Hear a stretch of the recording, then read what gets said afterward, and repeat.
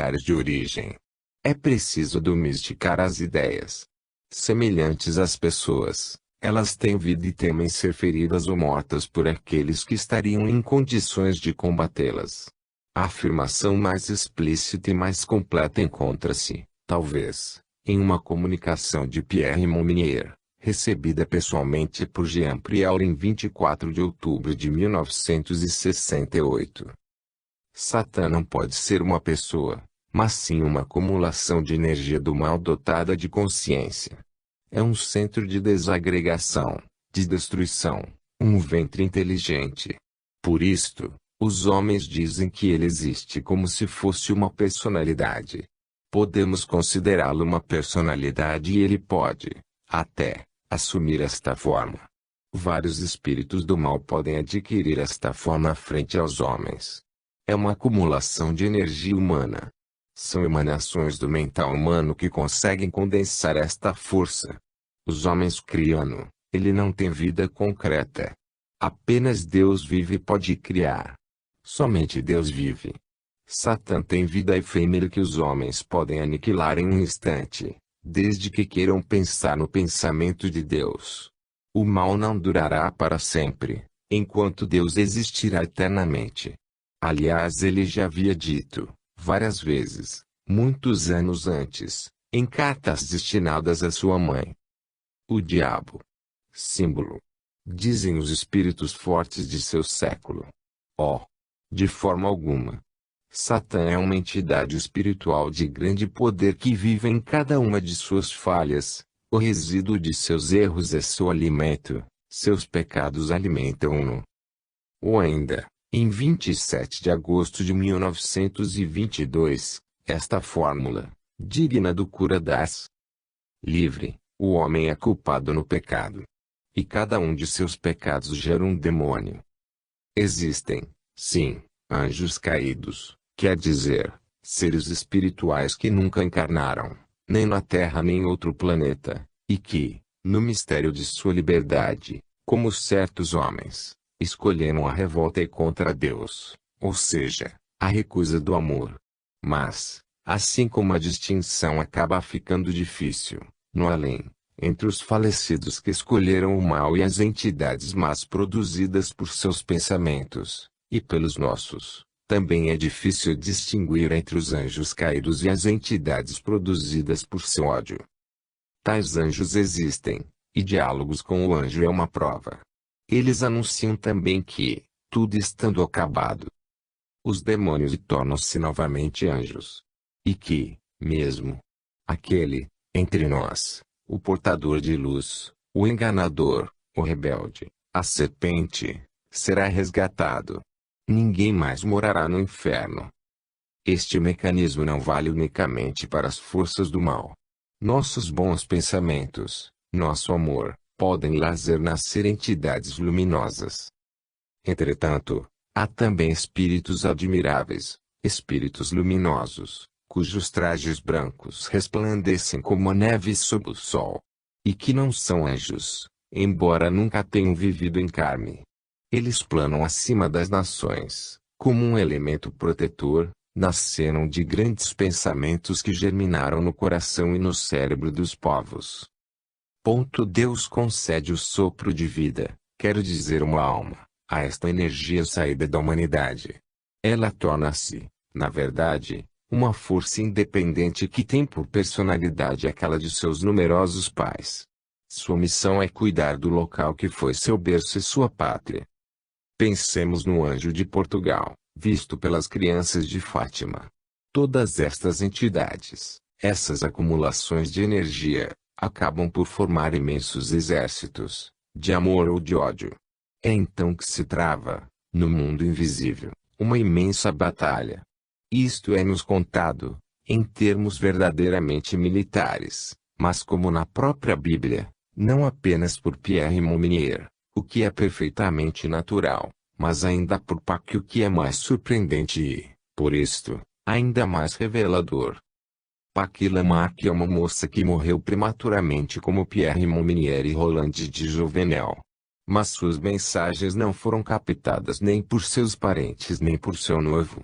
Ela morreu em Arcachon, Em 1925, nos 2 anos que se seguiram à sua morte, foi um amigo que recebeu suas mensagens, escrevendo-as. Porém, o mais curioso desta história é que, a partir de 1º de janeiro de 1928, a tarefa ficou a cargo de uma desconhecida. Durante o verão de 1926, o casal Godefroy estava passeando em Arcachon e foi ao cemitério para rezar no túmulo do hoteleiro que os hospedava e que acabara de morrer. A atenção do casal foi atraída por uma capela de construção recente, estilo 1925, que dominava, entre os pinheiros, todas as outras sepulturas. Impressionada pelo retrato da moça, pelos textos que o rodeavam, pelas flores, por toda a atmosfera desta capela funerária, a senhora Godefroy procurou conhecer a família Lamarck. Travou-se, então, uma amizade alimentada ao longo das estadas cada vez mais numerosas da família Godefroy em Arcachon, em parte por questões de saúde.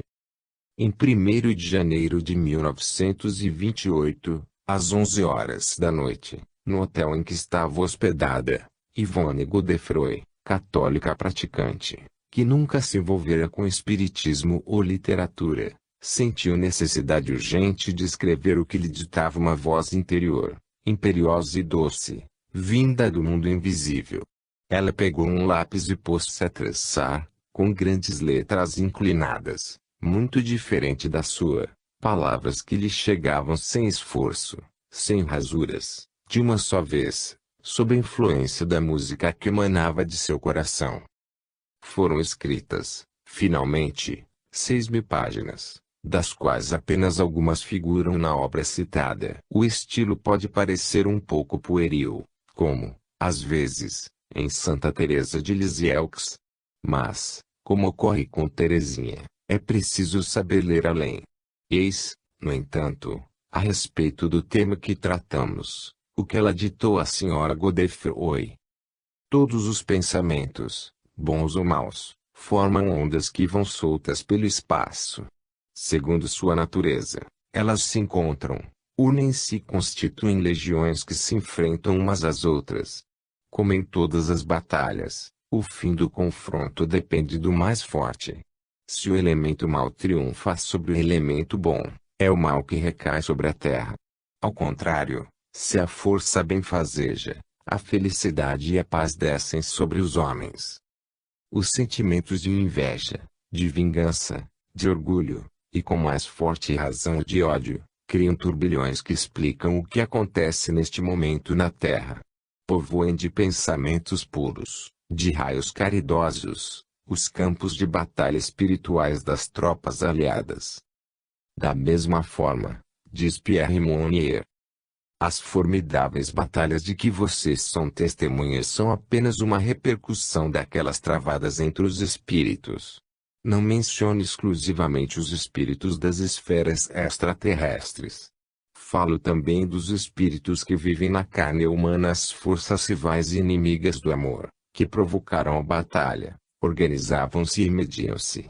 Tais forças emanavam de regiões invisíveis e de regiões terrestres e ambas erguiam-se nos dois campos de batalha.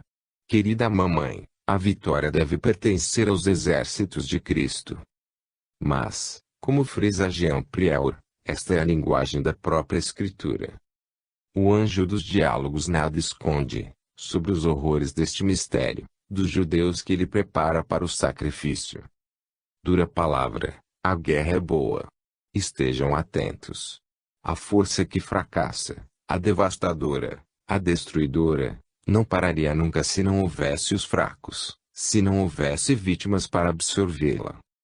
É o passado. Era preciso que acontecesse. O mal, o ato iniciado não pode ser corrigido. A vítima absorve os horrores. O perseguidor encontra o perseguido e a morte é saciada. Silêncio, seu caminho é o da criação, criação pela força santa, círculo que vem de Deus, volta para Deus na embriaguez criadora. O fraco será glorificado, o cordeiro não será mais sacrificado no altar. Era preciso que houvesse guerra. O cálice amargo já se enche. Não temam. Quanto mais ele contém o amargo, mais está cheio da bebida divina, da serenidade eterna. Compreendamos bem. O anjo não quer dizer que ama a guerra enquanto guerra, mas na medida em que ela preenche o vazio do mal. Nós temos tendência a considerar o efeito pela causa, ou, pelo menos, a ver apenas o efeito. Quando há guerra, na realidade é porque o mal está reinando no coração dos homens há muito tempo. Se o abscesso não fosse esvaziado, a infecção tomaria conta de todo o corpo. Seria ainda pior. Uma vez o abscesso formado, é preciso esvaziá-lo. 4. Nossa consciência constrói o universo. Não cabe fazer aqui uma comparação detalhada entre estas mensagens e estas experiências, por um lado, e as novas perspectivas da ciência de hoje, de outro.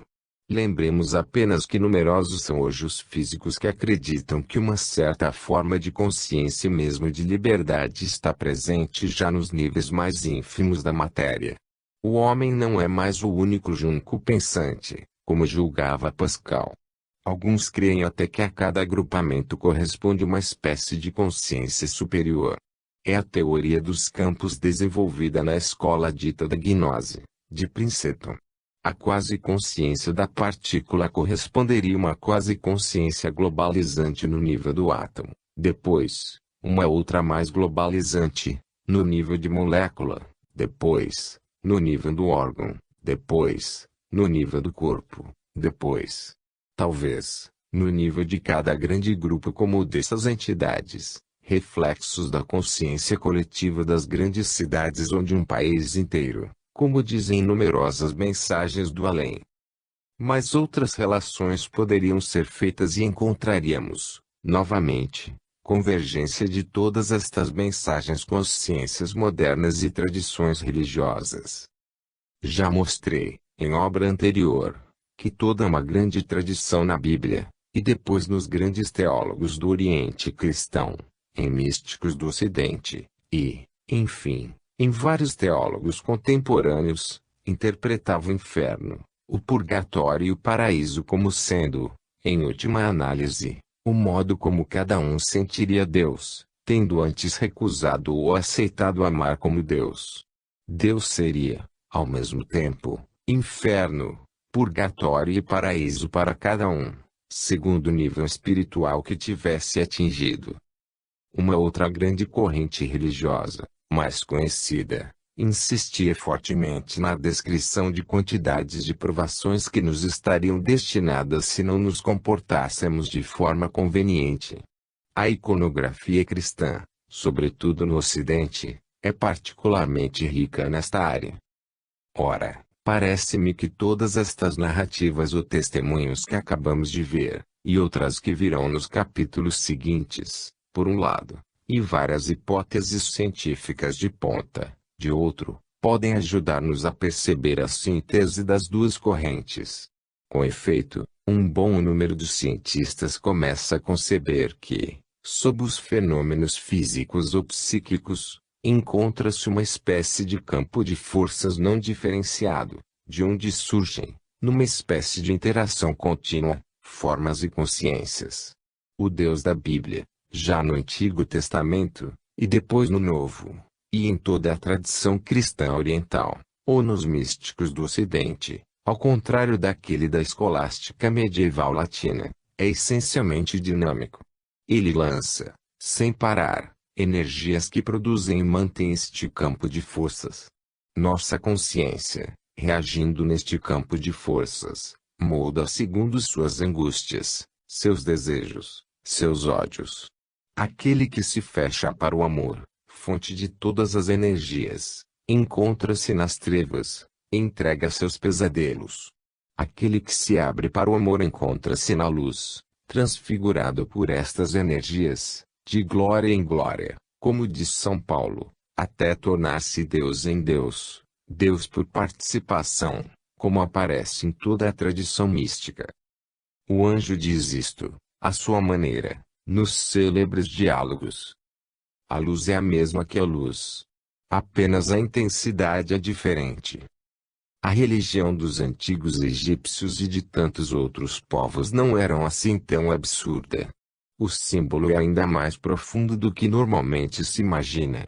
Faz nascer o Salvador Deus na noite mais interminável do ano, no momento em que a luz vai, novamente, começar a aumentar. Compreender-se-á melhor, também, a partir de tudo que precede, a que ponto nós forjamos, nós mesmos, nosso além, se não para a eternidade, pelo menos nas primeiras etapas. O reino de Deus está dentro de nós. São Lucas, capítulo 17, versículo 21. Os chamamentos à conversão não são, portanto, uma forma de pregar a moral, mas servem para tornar-nos atentos às leis da evolução. Roland de Jouvenel adverte-nos. Todos os caminhos de purificação que os seres ainda não tiverem percorrido aqui na Terra, serão percorridos em sua vida futura. Não é uma lei severa contra a espécie humana. Não, é simplesmente uma necessidade. Esta necessidade poderia, entretanto, parecer injusta quando sabemos a que ponto dependemos das circunstâncias, não somente para nossas oportunidades materiais e sociais, mas também, e mais ainda, talvez, para a formação de nossa personalidade. É preciso, portanto, repetir aqui o que nos afirmam sem cessar todos os grandes mensageiros: apenas podem nos atrasar em nosso desenvolvimento espiritual, não alheie às faltas que tivermos cometido com plena responsabilidade e com obstinação, pois qualquer outro impedimento desaparecerá em nome da justiça divina. Mesmo levando em conta este aspecto capital que altera toda a questão, muitos, apesar de tudo, serão levados a acreditar que, se Deus nos tivesse criado melhores, nós só poderíamos fazer o bem, ou quase, e que, assim, não haveria mais problemas. Isto seria pensar que um autômato pode fazer o bem, que um autômato poderia amar. Mas nós vemos na ficção científica que quando um autômato começa a amar, é porque deixou de ser um autômato. A partir daí, ele pode também odiar e fazer o mal.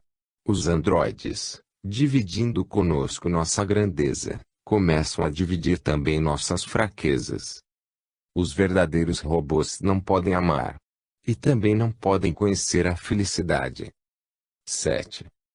O exílio nos mundos da infelicidade. 1.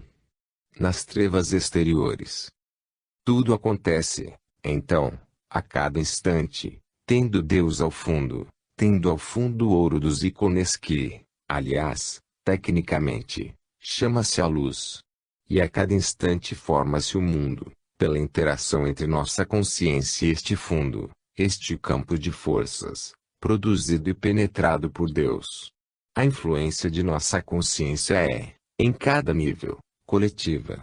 É a soma dos eflúvios de todas as consciências humanas, além do tempo e do espaço, que dá ao mundo sua forma atual, com as nuances possíveis segundo as épocas ou as regiões. Aliás, o espaço e o tempo, tal como nós os sentimos, são produzidos pela interação desta consciência coletiva e deste campo de forças. Mas também no além, nos numerosos países do além-morte, cada nível de existência é resultante desta interação, segundo os diferentes níveis atingidos pelas consciências daqueles que se reúnem, seja por afinidade, seja por proximidade espiritual. As projeções de uns e de outros encontram-se, então, e dão origem à emergência de um novo mundo comum, próprio a este grupo.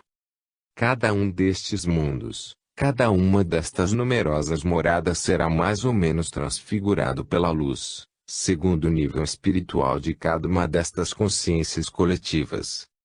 Mas há, inicialmente, o nível daqueles que sequer veem a luz. Perdendo-a, parecem perder contato, também, com os outros homens. Quem se afasta de Deus afasta-se de seus irmãos. Como sempre, trata-se, aqui, de afastamento voluntário. Os perdidos podem ser salvos. De acordo com esta lei natural, segundo a qual cada um cria, por projeção, seu próprio ambiente, quem não crê em nada, Quem só crê no nada, encontra-se no nada. Nesta terra, estes infelizes gozariam, sem saber, do nível de consciência coletiva. Entregues a si mesmos, deixados no nível espiritual que lhes é próprio, encontram-se na escuridão e na solidão. O pior é que, neste momento, são até mesmo incapazes de perceber a presença de mortos que os amaram e que vêm ajudá-los. Eis um primeiro exemplo, extraído da obra de Jean Prieur.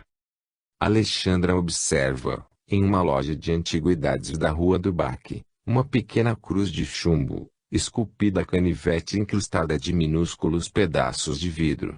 Pega a, gira e vê gravadas, também a canivete, 3 datas, 1916 a 1917 a 1918. Ela percebe, então, que a cruz, tão rude, foi fabricada com balas derretidas por um soldado daquela época. Ela compra a cruz sem ousar usá-la. Inicialmente, coloca em uma gaveta, e somente 4 anos depois, com certa vergonha, deposita-a sobre um móvel, em um lugar de destaque. 2 ou 3 dias depois, sente-se mal.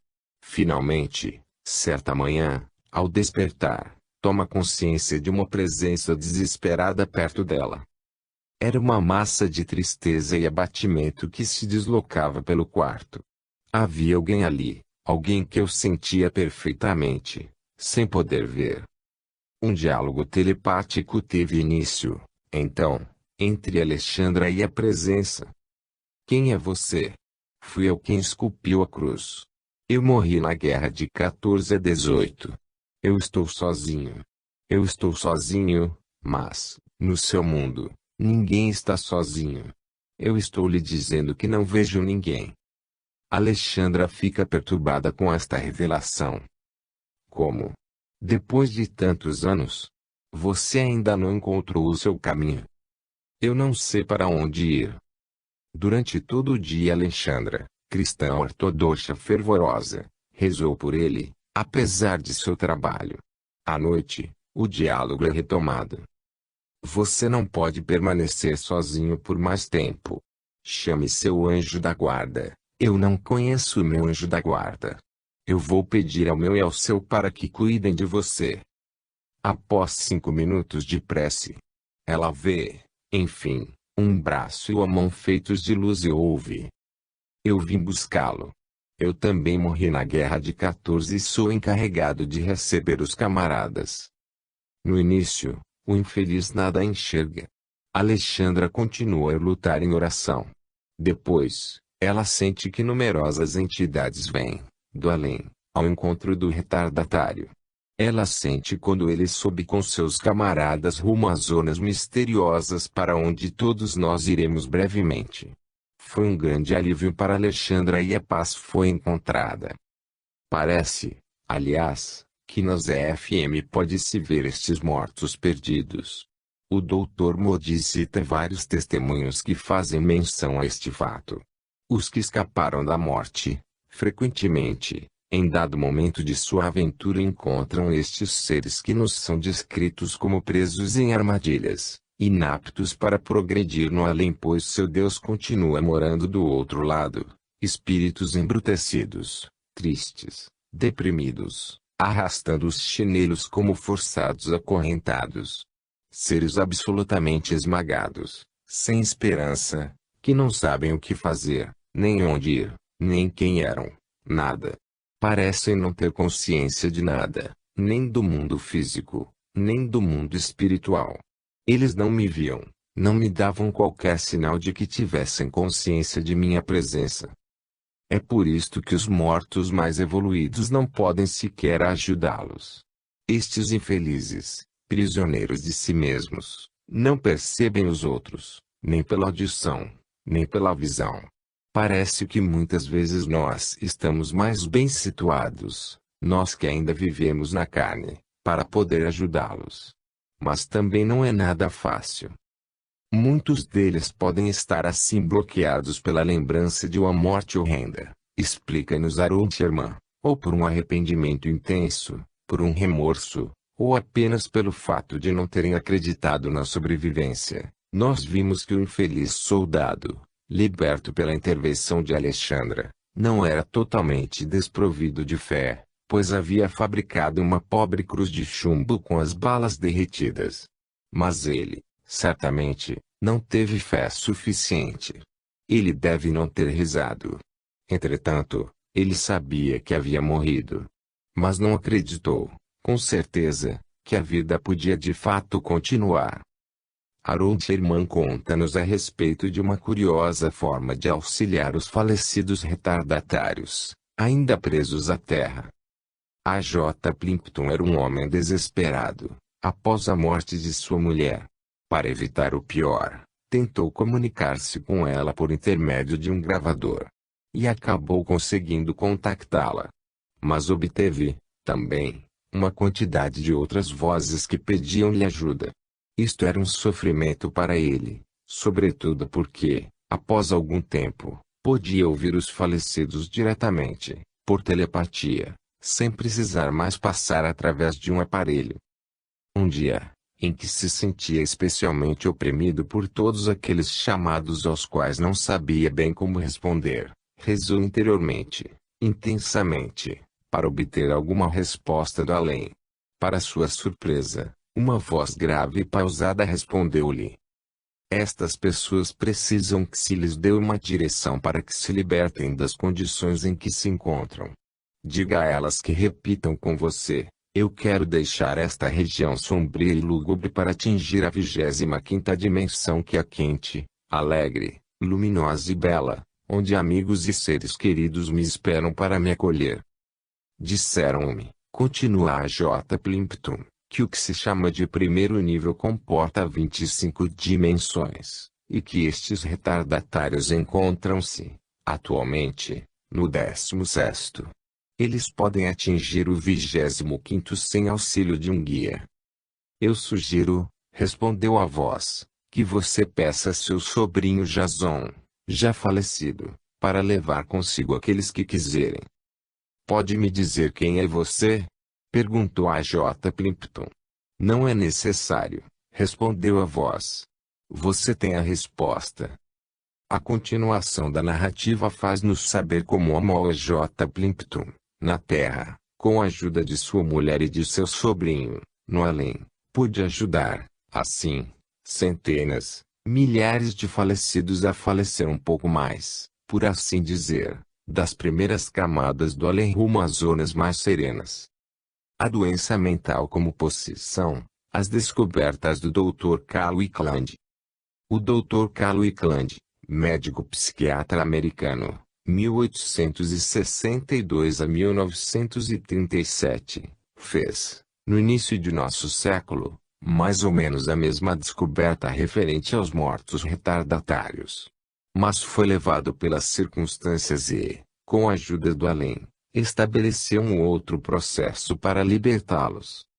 Trata-se de uma história absolutamente fantástica que deveria ter provocado uma revolução considerável em todos os métodos psiquiátricos desde que adaptada, modificada, diversificada. Mas seria necessário, para tanto, que se admitisse a sobrevivência após a morte e até a possibilidade de uma comunicação entre o mundo visível e o nosso. Para um materialismo extremamente limitado de vários cientistas, também eles um tanto retardatários, seria pedir muito. O obscurantismo científico, nós sabemos, não fica nada a dever ao obscurantismo religioso. Quando o jovem Carl Wickland estava iniciando seus estudos de medicina, realizou a dissecação de uma perna que havia pertencido a um homem de aproximadamente 60 anos. Por volta das 5 horas da tarde, voltou para sua casa. Mal acabara de entrar quando sua mulher sentiu-se mal. Ela dizia estar sentindo-se estranha, e balançava como se fosse cair. Carlo colocou uma mão em seu ombro, mas ela impertigou-se tomada por uma entidade. Ela fez um gesto ameaçador e gritou: o que lhe deu na cabeça para me cortar assim? Eu respondi, conta Carl Wickland, que não tinha consciência de ter cortado nada, mas o espírito continuou, colérico: Mas é claro que sim. Você cortou minha perna.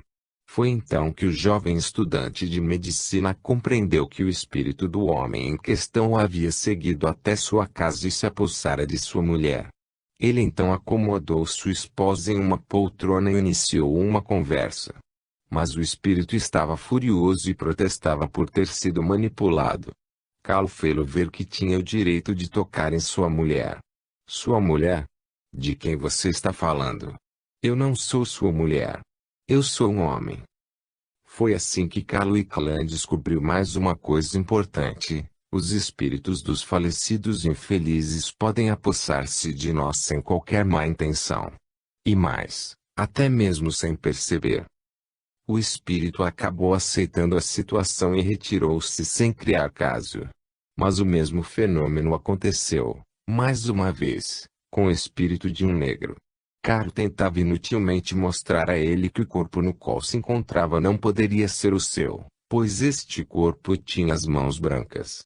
O espírito do negro respondia que isso era normal, já que ele trabalhava com cal. Caiar era sua profissão. Os espíritos evoluídos do além propuseram a Carly e a sua mulher ajudá-los a libertar os mortos presos à terra. Tratava-se, aliás, de uma dupla libertação, pois muitos destes espíritos retardatários tomam conta dos vivos sem saber, provocando-lhes os maiores problemas, levando-os, com frequência, aos hospitais psiquiátricos e hospícios.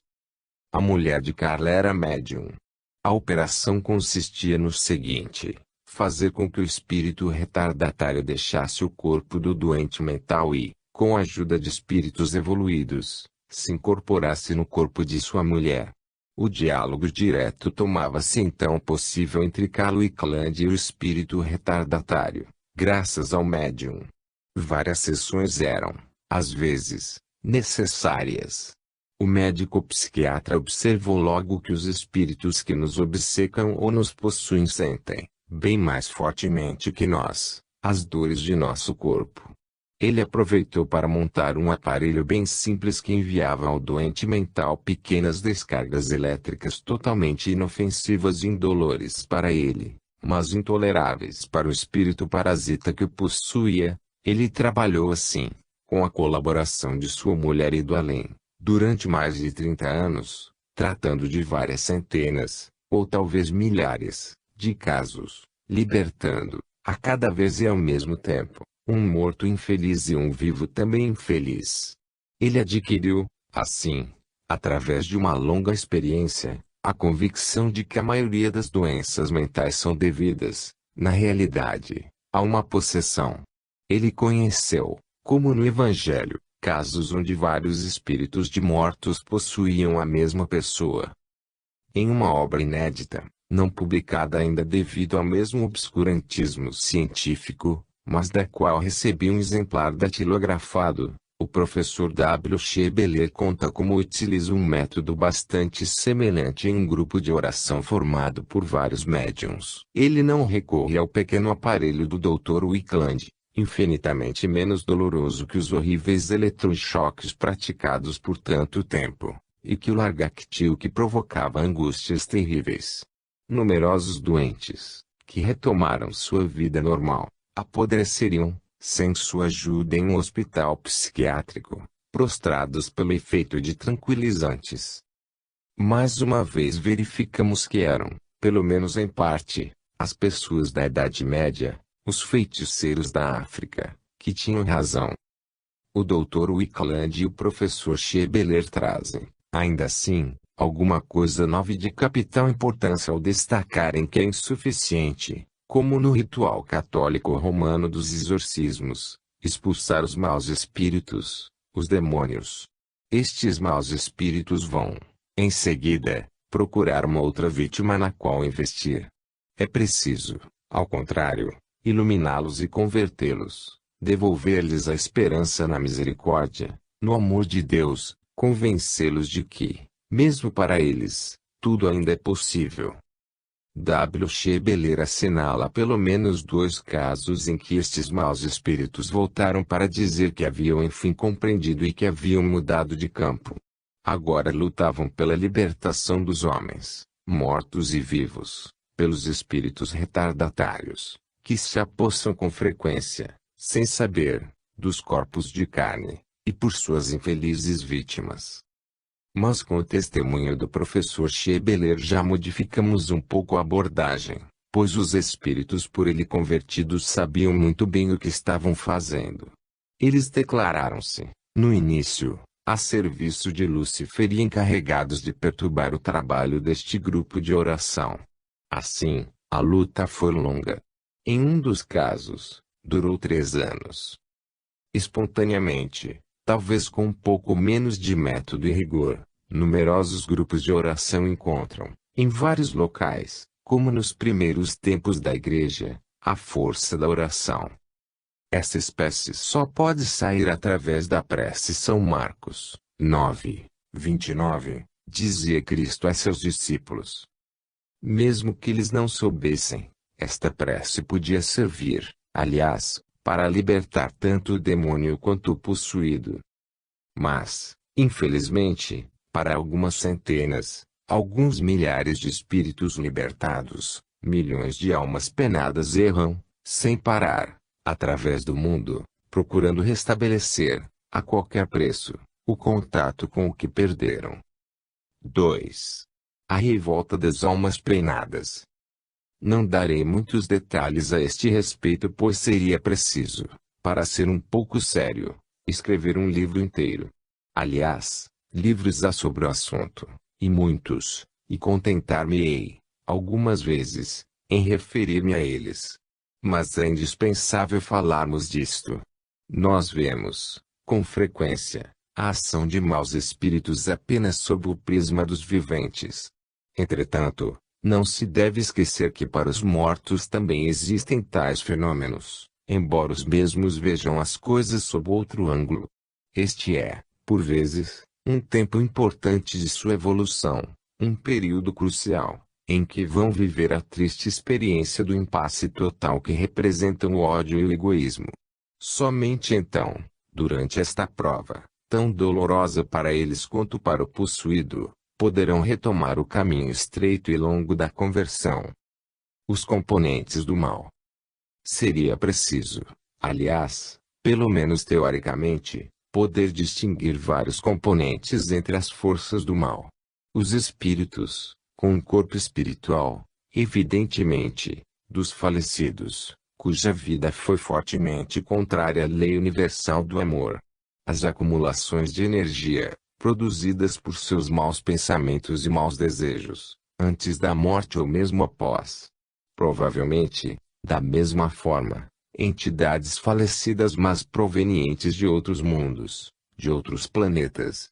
Enfim, os seres que nunca encarnaram, nem em nosso mundo nem em qualquer outro, aqueles chamados, tradicionalmente, de anjos, entre os quais, parece, alguns fascinados por sua própria beleza a ponto de permanecerem prisioneiros de si mesmos, no ódio de Deus e dos outros.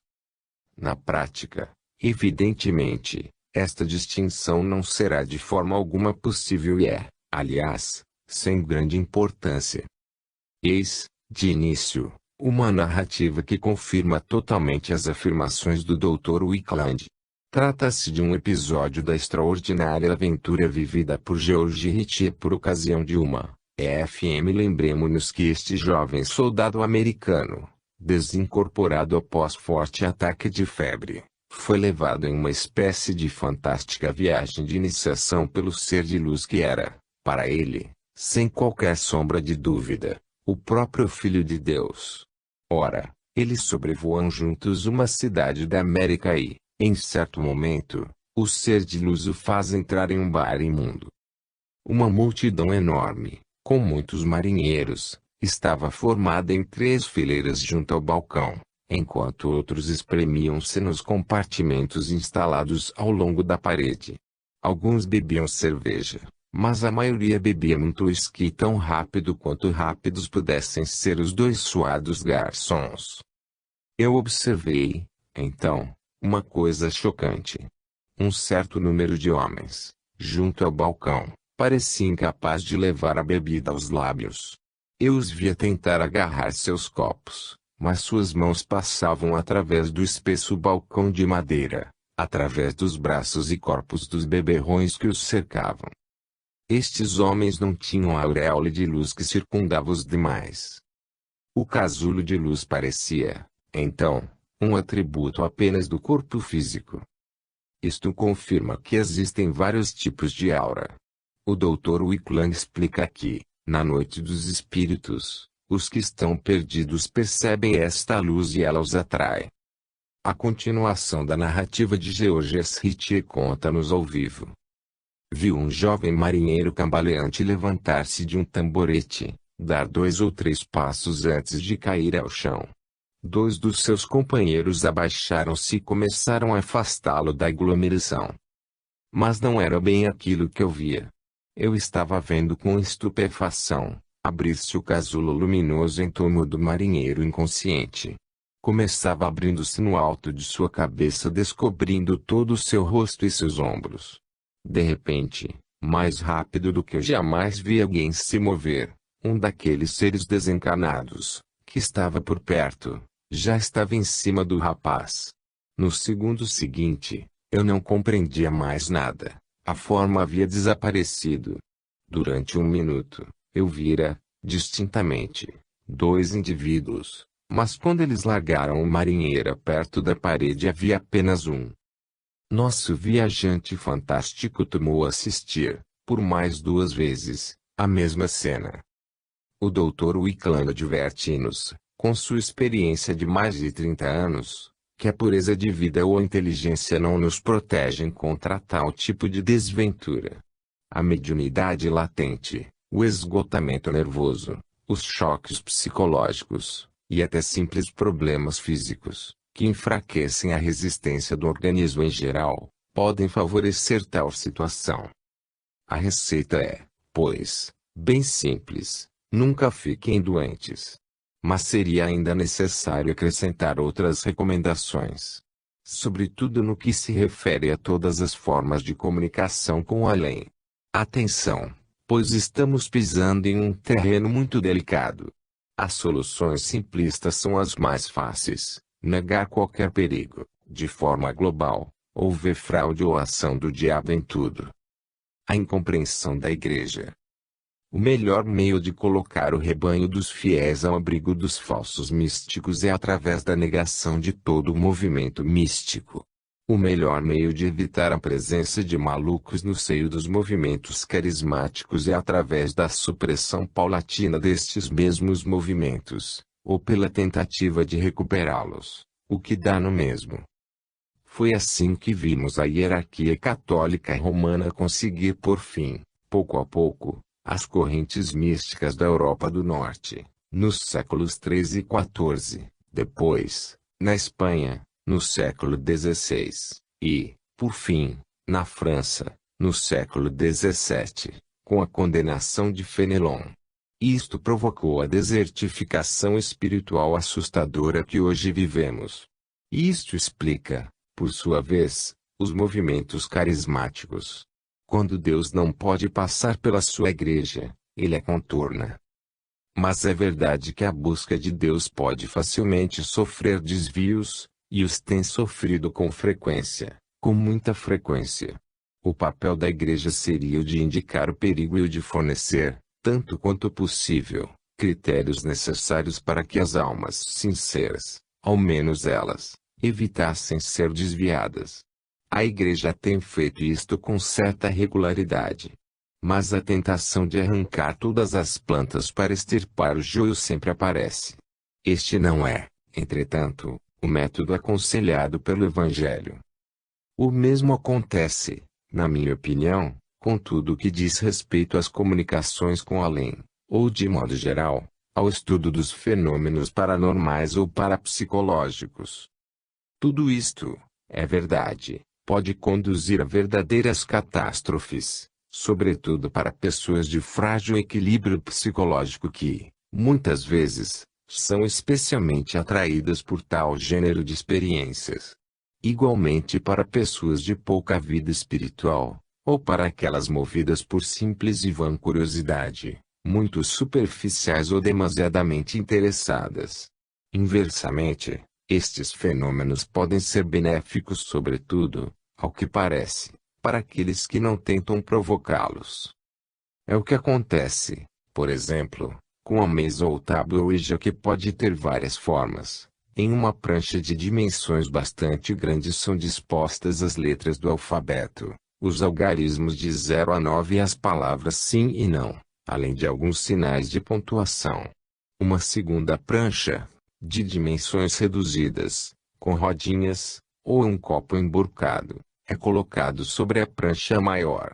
2 ou 3 pessoas pousam levemente um dedo sobre a tabuinha ou sobre o copo que, desta forma, desloca-se de letra em letra, formando textos. Nos Estados Unidos, o casal Ed e Lorraine Warren está convencido de que a tábua Ouija conduz, quase sempre, à possessão diabólica. Eles consagram, pois, há vários anos, suas atividades ao auxílio de pessoas possuídas. Eles trabalharam para padres e para a polícia. Ed Warren é um demonólogo católico de grande reputação. Mas, na mesma obra, um outro especialista expressa uma opinião bem mais matizada. Barbara Honegger trabalhou por muito tempo para a polícia da Casa Branca, em Washington. Em seguida, realizou estudos de parapsicologia experimental na Universidade John F. Kennedy, em Orinda, na Califórnia, onde obteve seu diploma em 1981. Ela diz que nós podemos assim, através da mesa Ouija, entrar em comunicação com falecidos, sobretudo com os espíritos retardatários do baixo astral, e que podemos ajudá-los a evoluir. Ela considera que isto pode tornar-se uma espécie de missão. Mag indica as precauções que devem ser tomadas. A escrita automática, da qual já falamos bastante, também pode assumir formas inquietantes.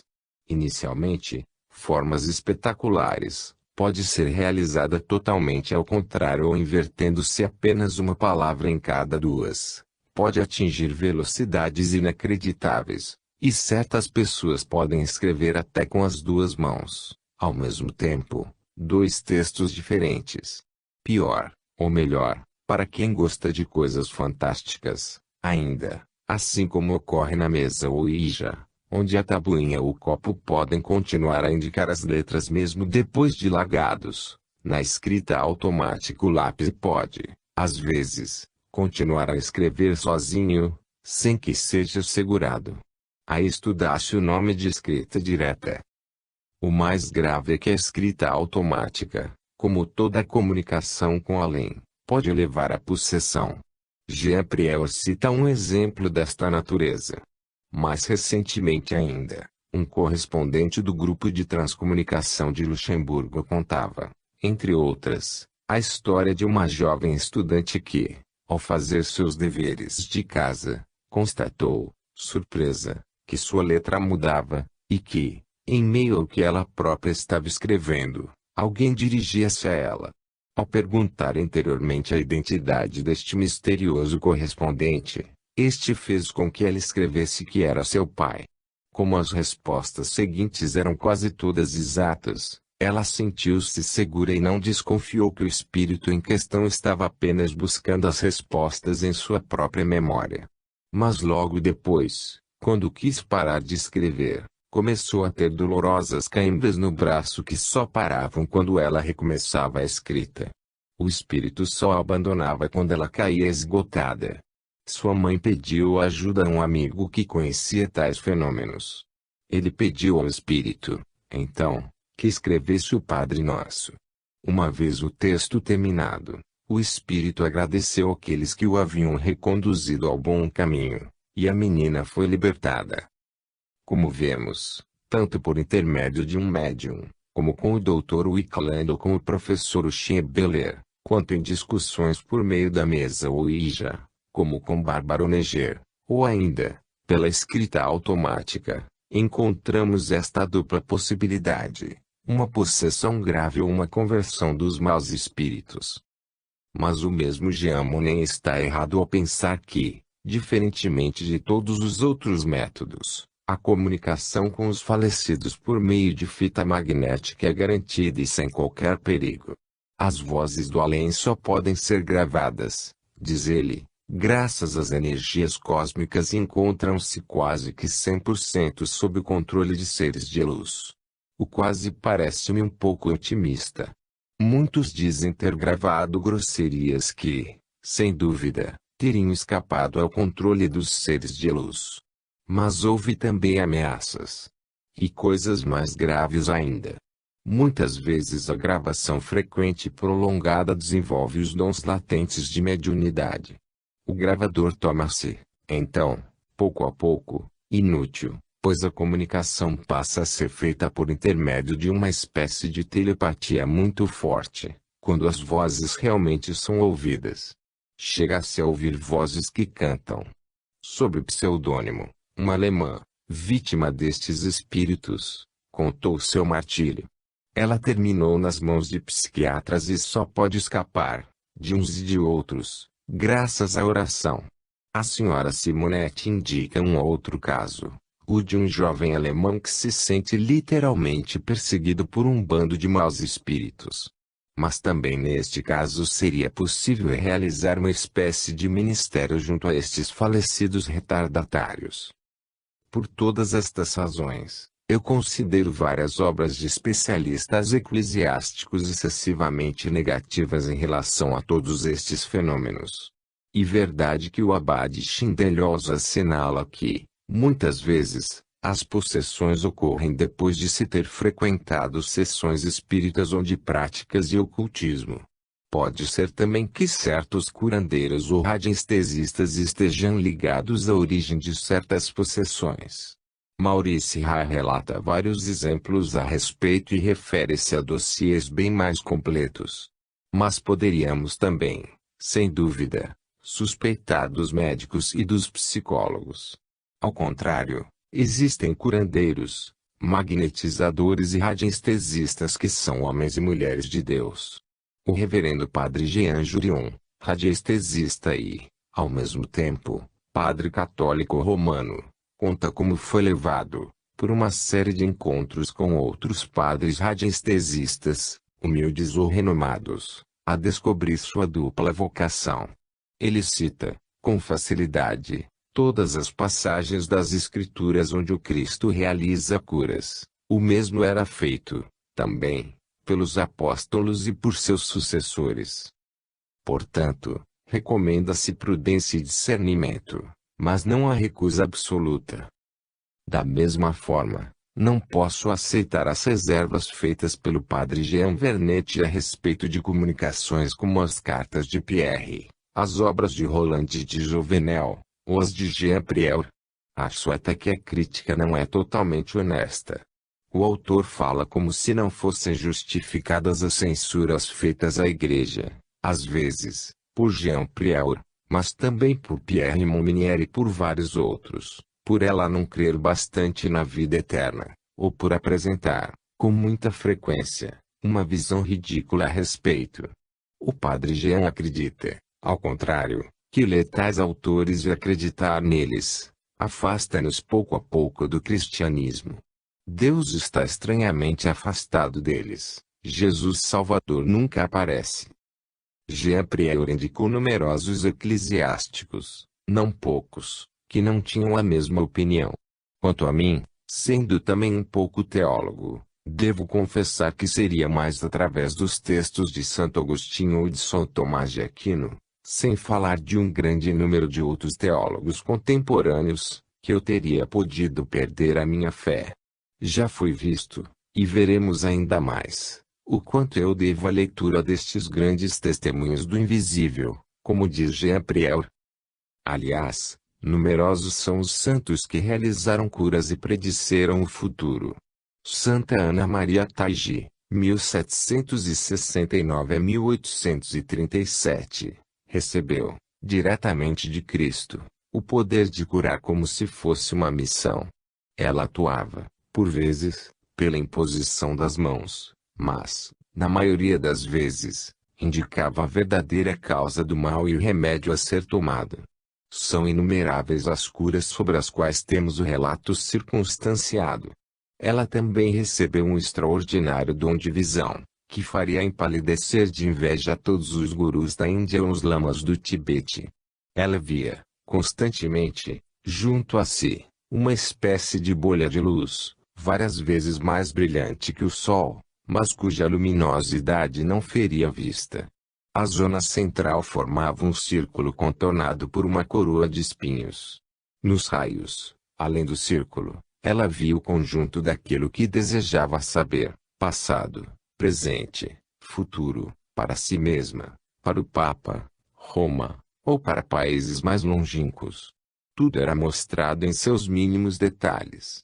O clero de Roma, com o Papa e os cardeais à frente, sem contar numerosos santos da época, não tinha qualquer escrúpulo em consultá-la. É verdade, também, que ela precisou enfrentar numerosas tentações diabólicas, ataques, balbúrdias, aparições de bestas fantásticas, tentações contra a castidade e contra a fé. A vida do cura d'Ars, que curava e predizia, foi repleta de ataques demoníacos. Mais recentemente, temos como exemplo a vida de Madre Ivone Aimé de Malestroit. Parece-me, então, que não basta haver manifestações satânicas na vida de um curandeiro para que se possa deduzir que suas curas são contrárias à vontade de Deus. A mesma regra aplica a seus videntes. Estes ataques podem ser, ao contrário, o sinal de que ele age a favor do reino de Deus. Isto parece confirmado pelo fato que me foi assinalado pelo padre René Cheneseal, padre católico que também praticava o exorcismo. Entre as pessoas atacadas pelas forças do mal, muitos são homens e mulheres de fé, às vezes até profundamente dedicados a Deus, quase místicos. A santidade atrai as forças do mal. As vocações religiosas são, para elas, uma verdadeira provocação. Como podemos ver, é muito difícil proteger-se de fato. O único recurso de que dispomos é a oração. Devemos destacar, de qualquer forma, o perigo existente na busca dos poderes que tanto fascinam vários de nossos contemporâneos. Uma coisa é haver recebido de Deus certos poderes, outra coisa é tentar apoderar-se deles. Como sempre, é tudo uma questão de atitude interior. Roland de Jouvenel insiste exatamente neste ponto, o que, para mim, não é um paradoxo. Seu espírito está perturbado, diz ele à sua mãe. Subitamente, você sente sobre seus ombros uma grande missão. Eu não quero que você pratique o ocultismo.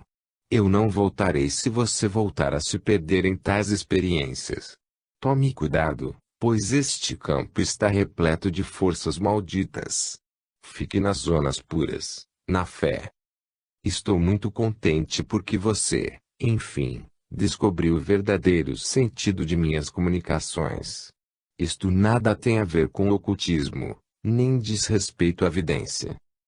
3. As etapas do retorno a Deus.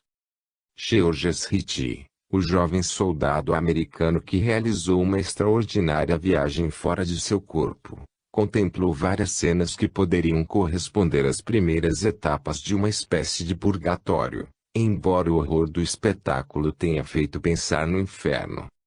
Nós já vimos este purgatório dos bêbados, onde os falecidos tentavam em vão pegar os copos dos beberrões vivos. Mas nós ficamos interessados por um outro aspecto da cena, pelo modo como certos falecidos conseguem penetrar, por inteiro, com seus corpos sutis, no corpo de carne dos marinheiros embriagados. Mas outro aspecto é também interessante, o da frustração atroz que estes falecidos prepararam para si próprios durante a vida que levaram na terra. Em um outro momento, Georges e o ser de luz veem, sucessivamente, em diferentes casas, falecidos que seguem os vivos, de cômodo em cômodo, repetindo sempre a mesma frase, sem que ninguém os ouça: sinto muito, papai. Eu não sabia o mal que aquilo iria causar à mamãe. Sinto muito, Nancy. E a cada vez, Georges sente que tais palavras provocam no ser de luz uma imensa onda de compaixão. Então, Georges percebe, em seu interior, a explicação. São suicidas, agrilhoados a cada consequência do ato cometido. Mais adiante, aliás, Georges tem a impressão de encontrar-se bruscamente diante de